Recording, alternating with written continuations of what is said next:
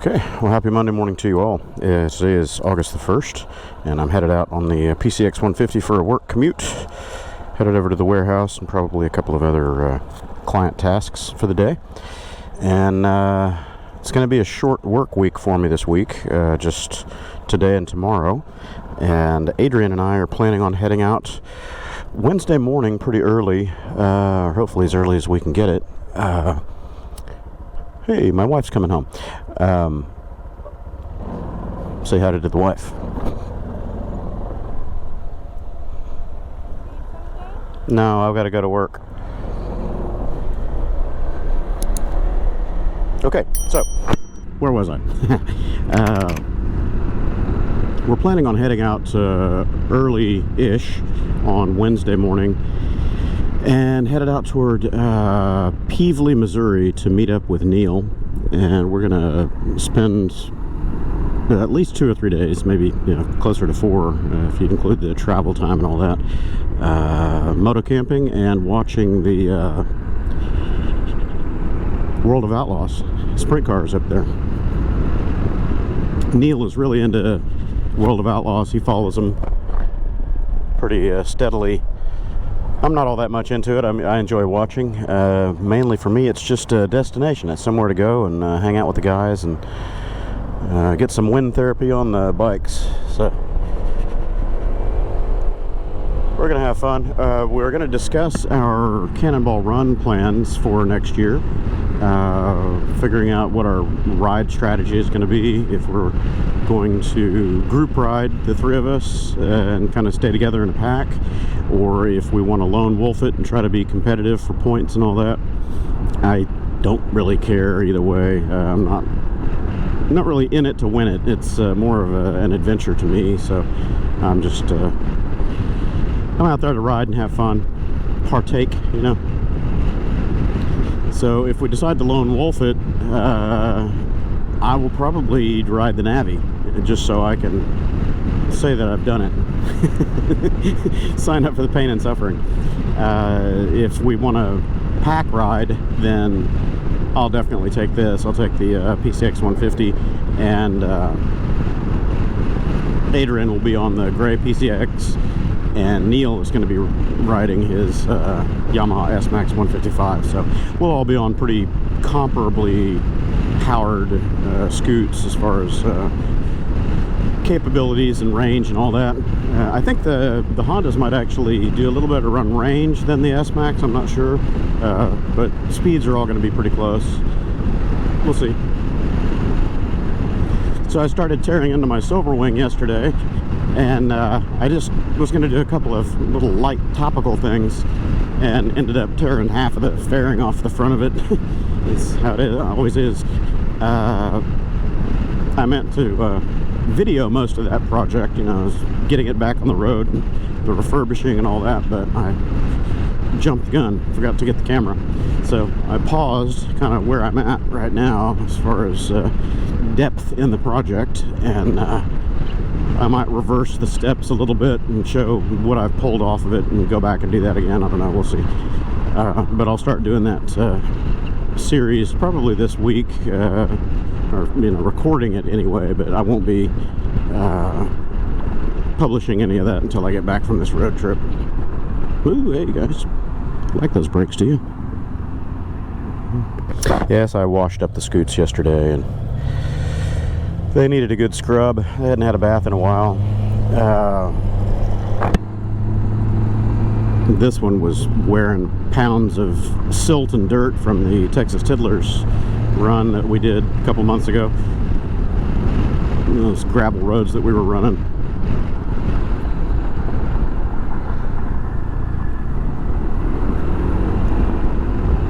I love the City Grip tires on these scoots. I put Michelin City Grips on here a couple of years ago before Adrian and I headed out for his first ever motorcycle road trip, and we went on the PCXs. So we're going to be kind of retracing that path pretty much, reliving that first ride from a couple of years ago. But I still had the original tires on these because they didn't have very many miles, and I swapped them out because I didn't want old crusty rubber on there and, you know, causing any problems for us, especially for Adrian, him being a new rider and all. So I put Michelin City Grip 2s or City Grip somethings. These City Grips have got great feel to them. The original IRC hoops that were on here weren't bad. They wore a long time, that's for sure, but I don't know, they just didn't feel very good in the corners. They were a little bit squishy, squirmy, and they didn't have very good wet traction. These Michelin City Grips on here are fantastic. Great tip in, very predictable cornering, tons of grip, wet or dry. And they've got a lot of siping in them, you know, for water dispersion, but it doesn't really seem to affect the road handling on dry pavement, that is.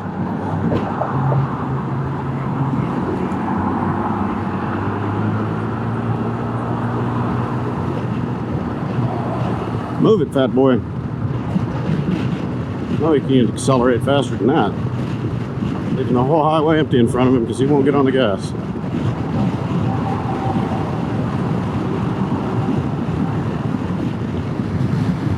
So here we are. PCX150 running the HOV lanes in Houston. Woohoo! I'm not even all the way up, and I've got, you know, I'm like 70% throttle, just maintaining 65 indicated. It's about 65 actual. Speedometers on these things are pretty accurate, within about 1 mile per hour of GPS.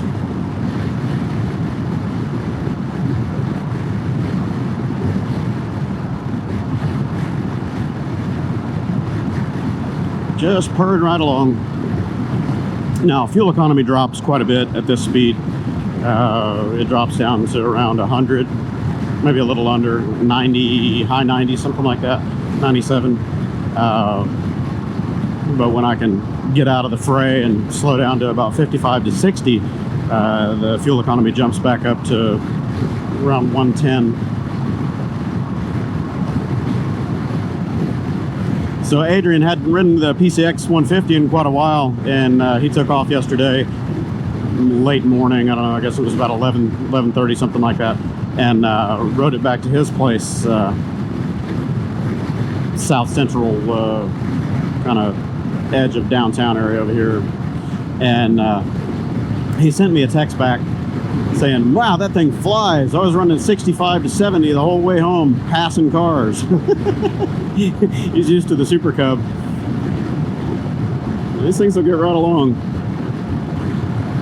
The slider and variator upgrade was the best thing that I did for these, though, because bouncing off the factory rev limiter at 62, 63 was really annoying. Now it runs 65, 70 pretty much effortlessly all the time, and you never hit the rev limiter. It's just drag limited from aerodynamic resistance. Well, I'll have to qualify that. The best upgrade I did for these were the windshields, but yeah, variator upgrades were second.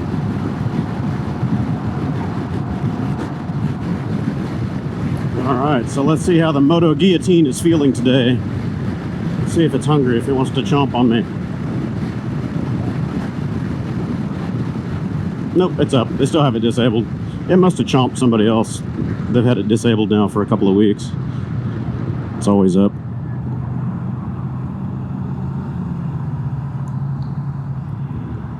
Green for me. Green, green, green, green. Oh, hey, it detected me today. All right.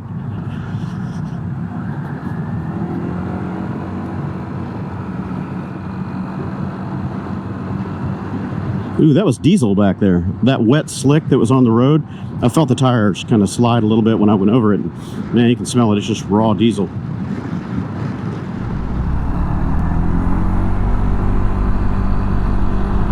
I'm hungry.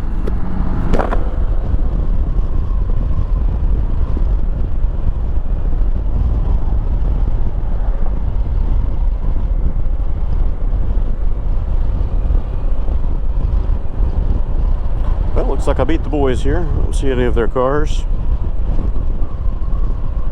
I'm gonna cheat and go the wrong way down this turn here.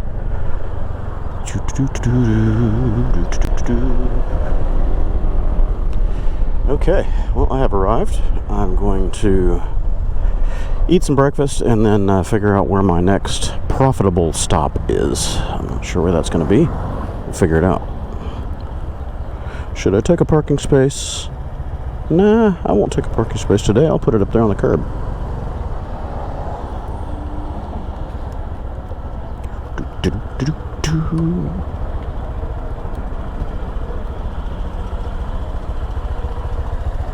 Okay then, front row parking. Okay, I've arrived. I will catch you all after breakfast. Alright, welcome back to my Monday afternoon in progress. I'm knocking off a little bit early today. It's about 2 something in the afternoon, 2:30, and the weather is coming. It's been storming in other parts of Houston, but hasn't really hit here yet, and I've been watching the radar, and it's kind of coming up from the southwest right across my path, so I'm going to hightail it out westward and get home before the rain. So my morning commute, I don't know if you can see it on the meter here, but it shows 106.6 for my fuel economy on the way in this morning, and that was doing 65 in the HOV most of the time. Gotta love these little scoots.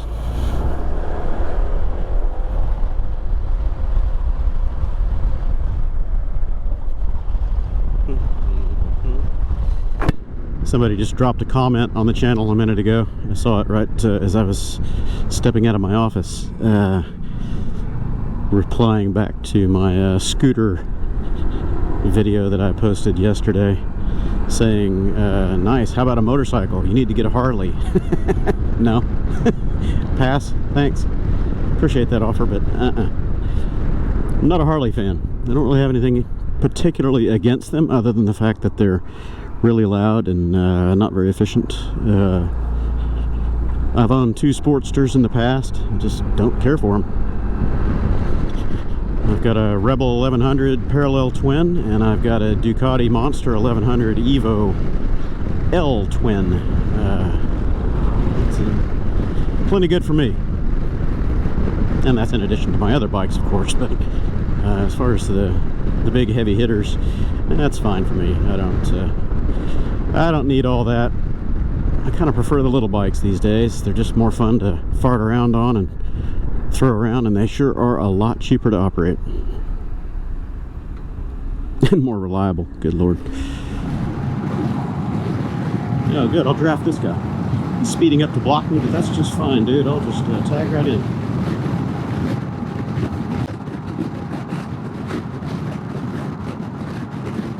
So here I'm drafting behind this guy, and I'm running like 80% throttle, doing 70, 68. Use those trucks. I have a laminar lip coming for this one today, or tomorrow, I guess. I bought it off Amazon. It's just one of those clip-on. It's got an aluminum bracket that clips to your screen and then gives you height and rake adjustment at the top. So I'll put that on here and try it out for the Missouri trip coming up this weekend. I don't want it to get up in my eye line. You guys are about 5 inches below my eye line. So you're staring at kind of the top edge of the screen right now, but my eyes are 5+ inches above it. I'd like to get just a little more height out of this to minimize the wind buffeting on the helmet, the noise on the helmet, really. Buffeting isn't too bad, the noise is. I think the taller National Cycle would probably be a better fit. This is the V-Stream Sport Touring, and then they've got a taller Touring that gives probably another 3 inches of height and maybe a little bit of width.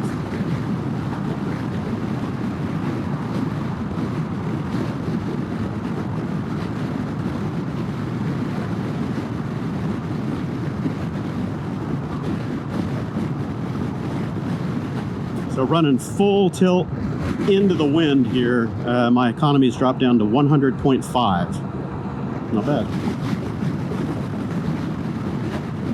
Back out of the throttle a little bit, leave it at about 80%, and see if it comes up a bit.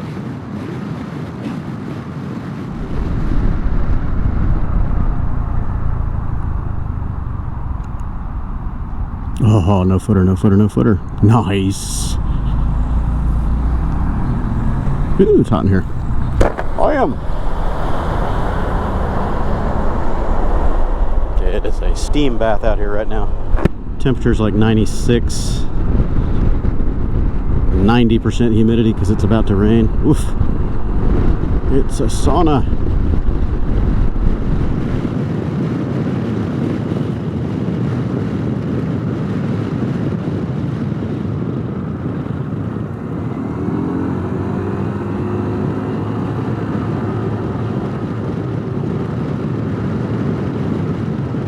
So I was mentioning this morning that I tore into the silver wing a little bit, thinking that what I was going to do was just minor, but I kept tearing more and more stuff off. And I wasn't videoing any of it, and I thought, ah, crap, no. I either missed all of that, or I got to put it back together and then tear it apart again. So I don't know. I'll decide how I want to approach that. But several people have asked for me to get some videos going on the silver wing again. Commute videos and trip videos and stuff like that. So it's not quite ready for me to ride yet, at least not where I feel comfortable with it. The tires are a little old now, so I have a fresh rear tire for it, but it's been sitting up in my attic forever, and I don't know if it's, you know, at that age where I shouldn't install it. But it needs some fresh rubber because the rear is starting to get squared off pretty good, and the front feels a little bit hard and crunchy. I need to rebuild my front and rear master cylinders because both of them are leaking a little bit. I'm debating on whether I want to rebuild them or just buy new ones. I can get new ones for like 125 each, something like that. I've got the rebuild kits, but generally when they get really crapped up and you see a lot of the glycerin-like deposits on the outside of it from the brake fluid that started to seep, then they're pretty messed up inside, and they're going to have pitting and stuff in the aluminum, so I don't know if it's even worth trying to rebuild them. And the little sight glasses on both of them are almost opaque. They're, you know, just old, so you can't see through it very easily, like almost an orange color. It's pretty bad. So I don't know, I might get new front and rear master cylinders for it, and needs a couple of other things, not anything major, just, you know, routine maintenance kind of stuff before I really feel comfortable taking it out on long road trips. Commutes, yeah, I can do that on anything, I don't care, but don't want to be out in the middle of nowhere and have something fail. That would be no bueno.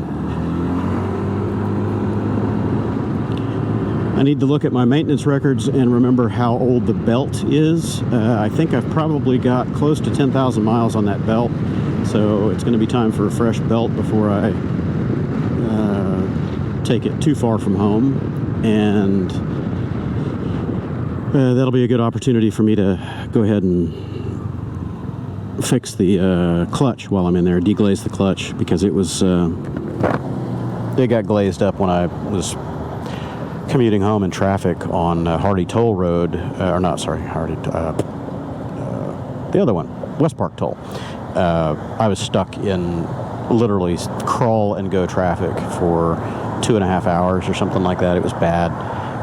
So the constant, you know, slip the clutch to get moving a little bit and stop, slip and move, stop, slip, move, stop. I overheated the clutch and glazed up the shoes on it real bad. So now it doesn't engage at low RPM. You've got to really wind it up a little bit to where the clutch shoes start to really grab a hold of that clutch bell.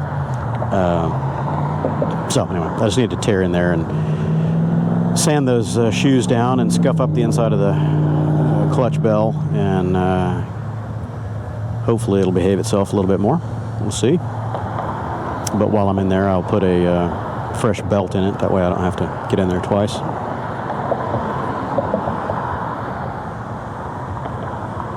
It's about time for variator maintenance on that thing anyway. On that big silver wing, I found that if I don't get in there every 4,000 miles or so, look at this genius. If I don't get in there every 4,000 miles or so and clean out the belt dust, it starts to shudder and slip on me under heavy acceleration. Of course, you know, that's commuting around town where you're constantly in it real hard to squirt away from traffic and negotiate the urban warfare in vehicles. but all I have to do is just open up that CVT housing and blow out the crap. If I notice that there's a lot of excessive belt dust in there, or if I see a lot of belt flap marks on the outer CVT housing from the back side of the belt, then I'll pull the belt out of it and clean everything with brake cleaner and green Scotch Brite. Just clean it all up pretty well and give everything a fighting chance. It doesn't take very long, maybe 30 minutes or an hour round trip on it. It's not too bad. I'm just hoping when I get into that clutch that I don't find any damage, because that's the aftermarket Dr.Pulley HiT clutch, HIT for high intensity thrust, I think is what they call that. It came with a bunch of different clutch spring weights so you could tune the engagement, but the way that clutch works is it's got the variable spring weight, so you can kind of tailor how fast or at what RPM the clutch starts to engage. And it's got eccentric cam arms in there for each one of the clutch shoes, so as it gets to a certain RPM, the shoes extend and lock into place, so they actually mechanically lock against the outer clutch belt, so you have less slippage and better top speed, and it works. You can feel it. I have mine tuned to lock up at, I think, 4,500 RPM, and as you're accelerating, you can feel kind of a slip, and then when the engine gets up to around 4,500 RPM, you feel a noticeable bump as the clutch fully locks up. So pretty neat. I haven't seen any other clutches on the market that do that, not from factory or aftermarket. Neat design. It wasn't cheap though. It's like a $500 clutch for the back of that thing. That's why I'm hoping there's no problems with it. If I killed it, I'm going to be a little upset. I could always put the original clutch back in it. I still have it in a box, but I like that Dr.Pulley clutch in the back of that thing.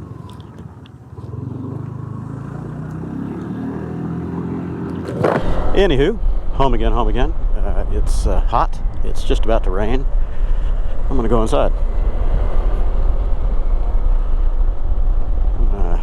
Start drinking early today, I think. It's not 5 o'clock yet, but it's 5 o'clock somewhere, right? Grab me a Dos Equis and start editing video and doing my billing for the month, billing out my customers and stuff like that. So anyway, thanks for tagging along, and I will catch you all on the next one. Oh yeah, I almost forgot to give you the ending mileage report. I don't know if you can see it on there. There's kind of a glare. 102.2 in my driveway. Nice.